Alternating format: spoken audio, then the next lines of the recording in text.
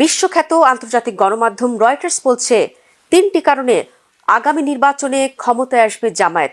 BNP ভারতের সাথে আঁতাত করে বা রীতিমতো নাকে খত দিয়ে ক্ষমতায় যাওয়ার পথ তৈরি করছে। এ ধরনের একটা বয়ান তৈরির চেষ্টা আছে, বয়ান তৈরি করার চেষ্টা করা যায় এবং কিছু কিছু মানুষ সেটা গ্রহণও করেন। তাদের হাতে কি আরেকটা নতুন অস্ত্র আসলো? বেগম খালেদা জিয়াকে নিয়ে ভারতের সংসদে শোক প্রকাশ করা হয়েছে।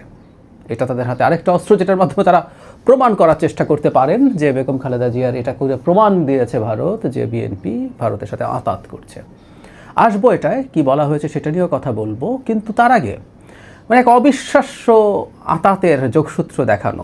যখন সবাই 5 বছর এই সরকার থাকতে হবে, নির্বাচন চাওয়া যাবে না, দেশি বিদেশি প্রচুর মানুষ, সরকারের মধ্যে সরকারের বাইরে, বিদেশে বসবাসকারী অ্যাক্টিভিস্টরা খুব সিরিয়াসলি এটা প্রোপাগেট করার চেষ্টা করেছিল, এই সরকারকে সময় দিতে হবে, এটা করে ফেলবে, সেটা করে ফেলবে। তখন যারা যারা নির্বাচনের কথা বলতো, যেই বলতো, আমিও বলেছি আমিও ভারতের দালাল, কারণ ভারত বাংলাদেশে একটা নির্বাচনের কথা বলছিল, জেনারেল ওয়াকারুজ্জামান বলছিলেন, সুতরাং তিনিও ভারতের দালাল।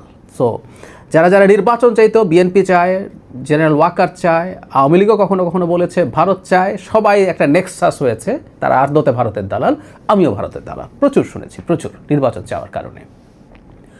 এরপর জামায়াতের সমালোচনা যদি করা হয়, সেটাও ভারতের দালাল ট্যাগ। খুবই ফানি। ভারতের কতটা দালাল বলতে যা বোঝায় সেটা জামাত কিনা আমি খুব সহজে একটা ভিডিওতে সেটা দেখাবো। যাই হোক, বিএনপির গায়ে এই ট্যাগ লাগিয়ে দেওয়ার চেষ্টা হয়েছে। ভারতের কোথায় কোন একজন কি বলেছে, কোন পত্রিকায় কি রিপোর্ট করেছে, এটাকে কেন্দ্র করে এই বয়ান তৈরির চেষ্টা আছে। তাহলে এটা একটা খুব গুরুত্বপূর্ণ ইস্যু হতে পারে। আমি মানবজমিন থেকে পড়ছি, বলা হচ্ছে এখানে ভারতীয় ব্যক্তিত্ব সহ যারা আছেন তাদের সাথে লোকসভায় বেগম খালেদা জিয়ার প্রতিও শ্রদ্ধা জ্ঞাপন করা হয়েছে। ভারতের বেশ কিছু রাজনীতিবিদ আছেন, তাদের উপমুখ্যমন্ত্রী আছেন, এরকম লোকজন আছেন। আমাদের হাইকমিশনার যিনি আছেন তাকেও ডেকে নেওয়া হয়েছে, ওই সভায় তিনি ছিলেন। সো সম্মানের সাথে কাজটা করেছেন তারা। স্পিকার তার বক্তব্যে বলেন, বেগম খালেদা জিয়া সম্পর্কে তিনি বলেছেন, ভারত বাংলাদেশ সম্পর্ক জোরদারে খালেদা জিয়ার ভূমিকা সর্বদা স্মরণীয় হয়ে থাকবে। এই যে আবার একটা ভারতের দালালি পাওয়া গেল।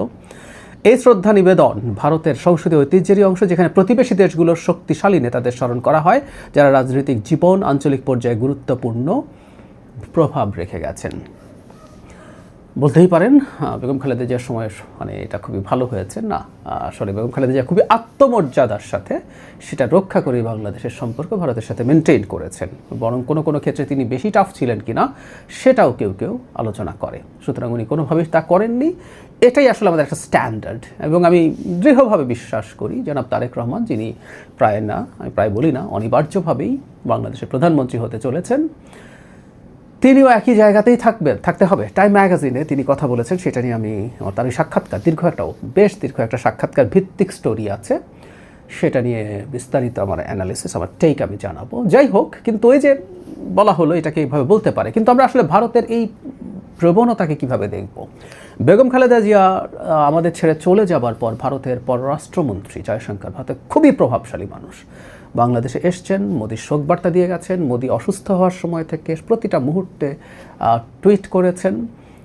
এখন তাদের যে পার্লামেন্ট আছে সেখানে এটা দেখে আমরা বুঝতে পারি ভারত সেই দলটার সাথে যথেষ্ট এনগেজমেন্ট চাইছে, যে দলটা অনিবার্যভাবেই ক্ষমতায় যাবে। এটা খুবই স্বাভাবিক। একটা রাষ্ট্র দীর্ঘদিন ডক্টর ইউনূসের সাথে তার সম্পর্ক খুবই তলানিতে গিয়ে ঠেকেছে। আমি প্রায় বলি এটা ডক্টর ইউনূসের মোটেও দোষ নেই, এটা ভারতের দোষে হয়েছে। কিন্তু ঘটনাটা যেহেতু হাসিনার পতনের পরপর ঘটে গেছে, তাই এই সরকারটার সাথে এই ঘটনাগুলো ঘটলো।